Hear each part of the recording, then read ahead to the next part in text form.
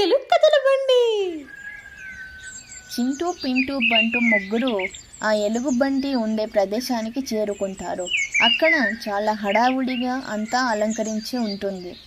అక్కడ ఎన్నో రకాల జంతువులు కూడా ఉంటాయి. వాటిలో కోతులు, తోడేలు, పిల్లులు ఉంటాయి. అక్కడ ఉన్న జంతువులన్నీ చింటూ పింటూ బంటు ముగ్గురిని వింతగా చూస్తూ ఉంటారు. ఎలుగుబంటి ఆ ముగ్గురిని ఆ సమూహం యొక్క పెద్దయిన ఒక ముసలి తోడేలు దగ్గరికి తీసుకొని వెళ్తుంది. ఆ తోడేలు ఎవరు వీళ్ళు, ఎక్కడి నుంచి వచ్చారు అని ఆ ఎలుగుబంటిని అడుగుతుంది. అప్పుడు ఆ ఎలుగుబంటి, అయ్యా, వీళ్ళు దారి మధ్యలో కనిపించారు, దారి తెలియక ఆకలితో ఉన్నారు, అందుకే ఇక్కడికి తీసుకొని వచ్చాను అని అంటుంది. అప్పుడు ఆ ముసలి తోడేలు, సరే సరే, ముందు మన కార్యక్రమం గురించి చూడండి అని అంటుంది. అప్పుడు ఆ ఎలుగుబంటి వెళ్ళి ఒక పెద్ద శబ్దం చేస్తుంది. అందరూ ఒక చెట్టు కింద సమావేశం అవుతారు. అప్పుడు ముసలి నక్క అక్కడికి వచ్చి, ఈరోజు పరుగు పందెం పోటీలలో పిల్లులు, కోతులు పోటీ పడతాయి అని అంటుంది. అదంతా వింటున్న చింటూ, రే పింటూ, నువ్వు ఈ పరుగు పందెంలో పాల్గొనవచ్చు కదరా అని అడుగుతుంది. అదంతా పక్క నుండి వింటున్న ఒక కోతి, మీకు ఆ అవకాశం లేదు, ఎందుకంటే మీరు బయటి వాళ్ళు కదా అని అంటుంది. అప్పుడు బంటు ఆ కోతిని కోపంగా చూస్తుంది. అంతలో ఇంకో శబ్దం వినిపిస్తుంది. అది పరుగు పందెం మొదలు పెడుతున్నట్టుగా ఒక సంకేతం. చింటూ పింటూ బంటు ముగ్గురు ఆ పరుగు పందెం చూడడానికి వెళ్తారు. ముగ్గురు ఒక పెద్ద బండరాయి మీద కూర్చొని చూస్తూ ఉంటారు. కోతులు, పిల్లులు పరుగు పందాలు మొదలు పెడతారు. అలా పరుగుడుతున్నప్పుడు మధ్యలో ఒక పిల్లి కింద పడిపోతుంది. అది పైకి లేవలేక అవస్థ పడుతూ ఉండడాన్ని పింటూ గమనిస్తుంది. అప్పుడు పింటూ, రే, అక్కడ ఒక పిల్లి కింద పడిపోయిందిరా, చూడండి అని అంటూ ఆ పిల్లికి సహాయం చేయడానికి పింటూ అక్కడి నుండి దూకుతుంది. పింటూ వెళ్ళి ఆ పరుగు పందెంలో పరిగెడుతున్న ఒక కోతి మీద వెళ్ళి పడుతుంది. ఆ కోతి కోపంతో పింటూని కొట్టడానికి దగ్గరికి వెళ్తుంది. అది చూసిన బంటు, చింటూ పరిగెత్తుకుంటూ పింటూ దగ్గరికి వెళ్తారు. అలా కోతులన్నీ కలిసి పింటూ, చింటూ, బంటుతో గొడవ పడుతూ ఉంటాయి. దాంతో పరుగు పందెం పోటీ ఆగిపోతుంది. ముసలి తోడేలుతో పాటు అందరూ ఒక చెట్టు క్రింద సమావేశం అవుతారు. ముసలి తోడేలు జరిగిన విషయాన్ని విచారించి, సరే, తిరిగి పరుగు పందాన్ని మొదలు పెట్టండి అని చెప్తుంది. అప్పుడు సహాయపడ్డ పిల్లి ముందుకు వచ్చి, అయ్యా, నా అనారోగ్య కారణం చేత నేను ఈ పరుగు పందెంలో పాల్గొనలేను. నాకు బదులుగా నాకు సహాయపడడానికి వచ్చిన పింటూకి అనుమతిని ఇవ్వాలని కోరుకుంటున్నాను అని అంటుంది.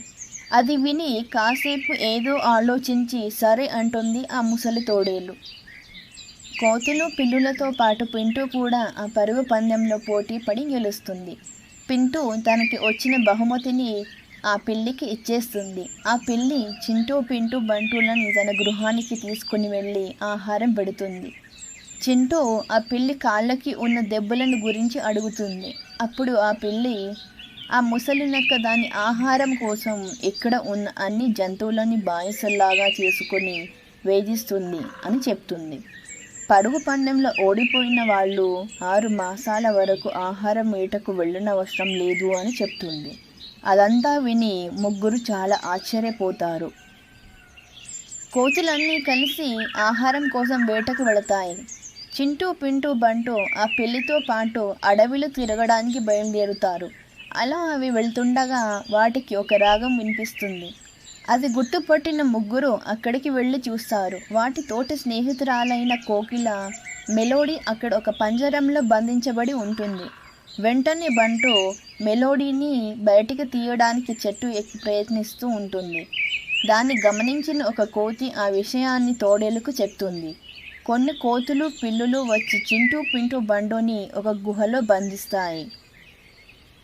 చింటూ, పింటూ, బంటు ముగ్గురు ఆ చీకటి గుహలో నుంచి బయటపడడానికి ప్రయత్నిస్తూ ఉంటాయి. చీకటిలో దారి తెలియక సతమతమవుతూ ఉంటాయి. మెల్లిగా ముగ్గురికి ఊపిరి తీసుకోవడానికి కూడా కష్టమవుతుంది. బంటు తన పదునైన గోర్ల సహాయంతో ఆ గుహలో ఉన్న మట్టిని తవ్వి ఒక చిన్న రంధ్రం చేస్తుంది. ఆ రంధ్రం నుంచి చిన్నగా గాలి వీస్తుంది. అప్పుడు అది బయటి నుంచి వచ్చే గాలి అని తెలుసుకొని ఊపిరి పీల్చుకుంటాయి. అప్పుడు చింటూ, రే బంటు, నువ్వు ఈ రంధ్రం ద్వారా బయటికి వెళ్ళగలవా అని అడుగుతుంది. బంటు ఆ రంధ్రాన్ని ఇంకా కొంచెం తవ్వి కాస్త పెద్దదిగా తీస్తూ ఉన్నప్పుడు బంటు చేతివేళ్ల గోళ్ళు విరిగిపోతాయి. చాలాసేపు ప్రయత్నించిన తరువాత బంటు ఆ చిన్న రంధ్రం గుండా బయటపడుతుంది. అలసిపోయి ఉన్న బంటు కాస్త దూరం నడిచి కింద పడి ఒక చెరువు దగ్గరికి వెళ్ళి ఆగుతుంది. కొద్దిసేపు అయ్యాక బంటుకి మెలకువ వచ్చి చూస్తుంది. చెరువు ఎంతో అందమైన పుష్పాలతో సుగంధాన్ని వెదజల్లుతూ ఉంటుంది. దాహంతో ఉన్న బంటు ఆ చెరువులోని నీళ్ళని తాగుతుంది. వెంటనే ఆ చెరువు నీళ్లు మెరుస్తూ పుష్పాలన్నీ ఒగుతూ ఉంటాయి. చెరువులోని పుష్పాలు అన్ని మెల్లిగా బంటు వైపుకి తిరిగి, ఓయ్ ఎవరు నువ్వు అని అంటాయి. ఆ పుష్పాలని ఆశ్చర్యపోయి చూస్తున్న బంటు తనని తాను పరిచయం చేసుకుంటాడు. అప్పుడు, ఈ మాయా చెరువు నీళ్ళని తాగిన నీవు మా మాటల్ని వినగలవు. సరే, నీకు ఏదైనా కోరిక ఉంటే చెప్పు అని అడుగుతాయి. అప్పుడు, నాకు నా స్నేహితురాలిలాగా ఈ ప్రపంచం అంతటా విహరించాలని ఉంది అని అంటాడు బంటు. అప్పుడు బంటుకి ఎంతో అందమైన రెక్కలు వస్తాయి. బంటు ఆ పుష్పాలకి కృతజ్ఞతలు తెలిపి ఆ రెక్కల సహాయంతో ఎగురుకుంటూ వెళ్తుండగా బంటు చేతి గోర్లు ఆ పుష్పాలకి తగిలి అవి కూడా ఎంతో దృఢంగా మారిపోతాయి. గుహలో ఉన్న పింటూ చింటూని తన దృఢమైన గోళ్ళ సహాయంతో ఆ రంధ్రం నుంచి బయటకి తీస్తాడు బంటు. ముగ్గురు కలిసి పంజరంలో బంధించబడి ఉన్న మెలోడీ దగ్గరికి వెళ్తారు. పంజరాన్ని తెరవడానికి ప్రయత్నిస్తుండగా అక్కడికి ఆ ముసలి నక్క వస్తుంది. పింటూ చింటూ పంజరంతో సహా బంటు రెక్కల సహాయంతో గాల్లోకి ఎగిరిపోతారు.